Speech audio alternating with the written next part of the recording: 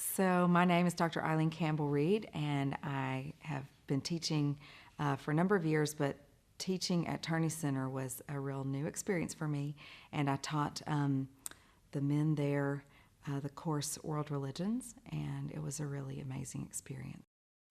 I would like to say something about the fact that when we began the class, and I was unsure of how to begin, and there were a lot of things about the program was new in this particular prison, and so there were a lot of sort of uncertainties about how the whole thing would work.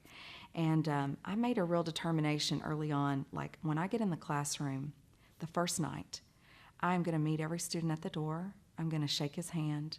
I'm going to tell him my name and ask him his name and welcome him into the space as a learner. And I feel like that really set a tone that was incredibly helpful throughout the class.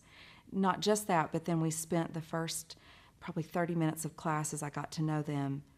I introduced it was world religion, so I introduced the idea of a covenant, and we wrote a covenant together about how we would be students and learners and teachers together, and how we would be a community of learners. And doing that really made a huge difference in how they listened to each other, as well as participated in the learning. And they knew how to write that covenant with each other. They knew the things that make for good teaching and learning. And I got a sense of already, not just their eagerness, but these guys are smart, and they're ready to learn. And so it set the tone for a really great semester. Hearing their personal stories, because a lot of times when I would offer those questions at the start of class, I would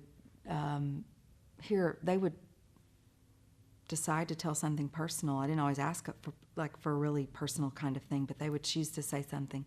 And when I would think about what's their life going to be like when they leave here, some of them really had very challenging circumstances they'd come from or were returning to. They were, had a lot of struggles with trying to parent as prisoners, with trying to think about what kind of work they wanted to do when they went back, what their hopes and dreams would be.